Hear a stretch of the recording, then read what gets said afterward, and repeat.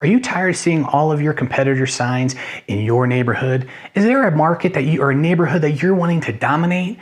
Well, one of the first steps of being a dominant agent in your neighborhood or in your farming area is identifying the right neighborhood. If it's not your neighborhood, make sure it's a neighborhood that you know the turnover rate. The target is somewhere between 6 to 8%. So basically taking all of the total sales, and then you look at the sales that have sold within that neighborhood, divide that, and you want to have somewhere between 6 to 8%. If you can get 10, 12, 14%, then you've definitely found the right neighborhood. The next thing you want to look at is how old the homes are. Ideally, you want to find homes that are, or neighborhoods, if it's not your own, that are somewhere between years old. Historically, a lot of the consumers typically will move somewhere in that year 7 mark, sometimes 5 to 7. In the last several years, based upon different economic changes, we've seen anywhere from 7 to even maybe getting a little closer to 10 years. So go for something a little bit newer, and then also make sure there's no gorillas or no already pre-existing dominant agents in that area that you're going to have to compete with. Not that it's the end of the world, but you're going to definitely have to put in a lot more work and have to typically outspend them to go ahead and take over that #1 spot.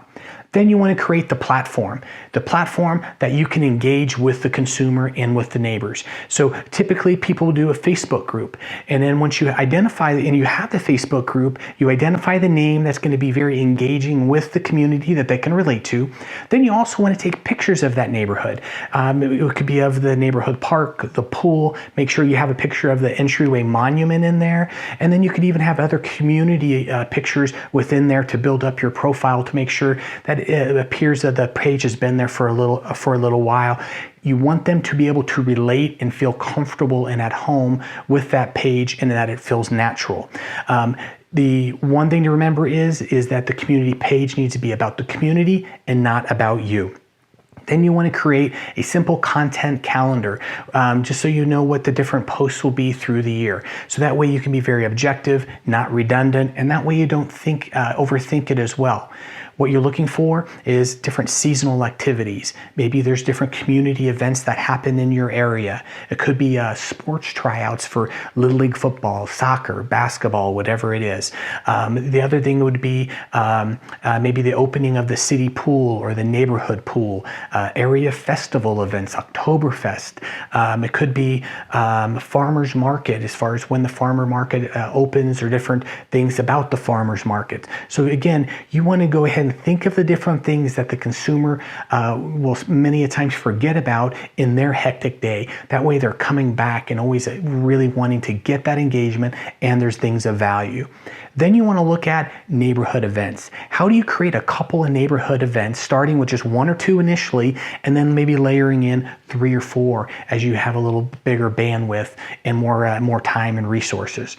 Those neighborhood events could be something as simple as a neighborhood garage sale, where with the neighborhood garage sale, you collectively can run ads for the neighborhood, driving traffic to that neighborhood. You can have different garage sale signs made up where people have to reach out, and then you can get you can give them a garage sale sign. There could be different labels and things that you use. Maybe there's a strategies list of how to have an effective garage sale, how to prepare for a garage sale. Again, all kinds of different resources that you can be there to provide for them. Other things you could do would be a movie night, where you have a popcorn machine, or the shaved flavored ice cones, things like that.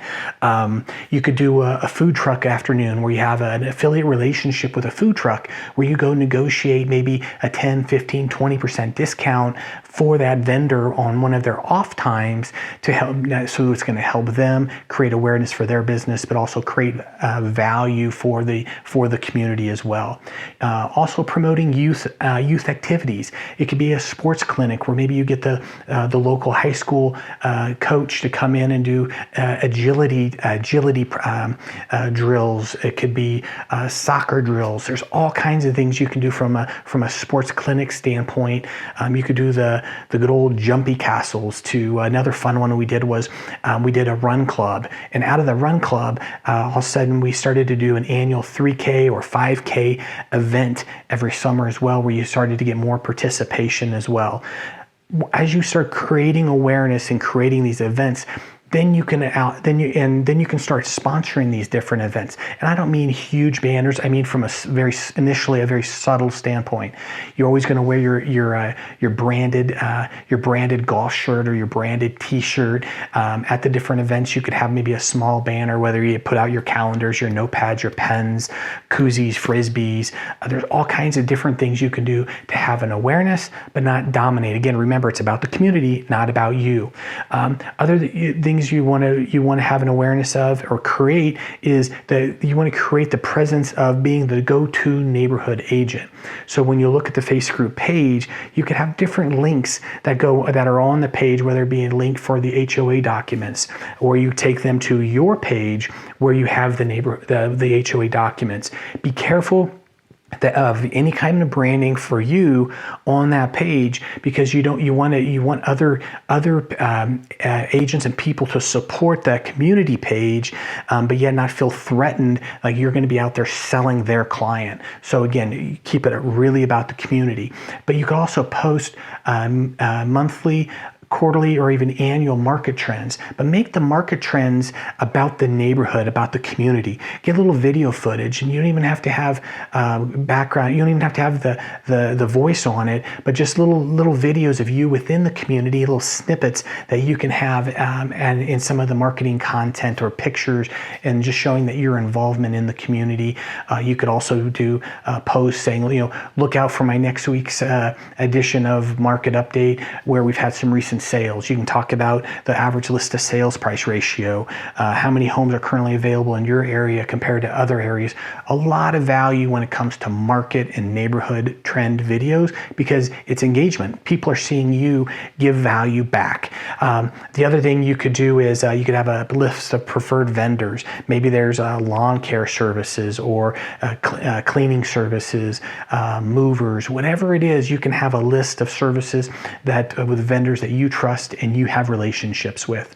Another thing that's worked really well is having a welcome kit for anybody new to the community. In that welcome kit, it could be a little survival gear with a little bucket we've done for many years, where there's toilet paper and toothbrush and toothpaste and some cleaning supplies and things that when they move in that sometimes they forget about, or they packed and they don't know what box it is, and it saves them from running a trip to the local grocery store or wherever they get there, whatever their outlet is.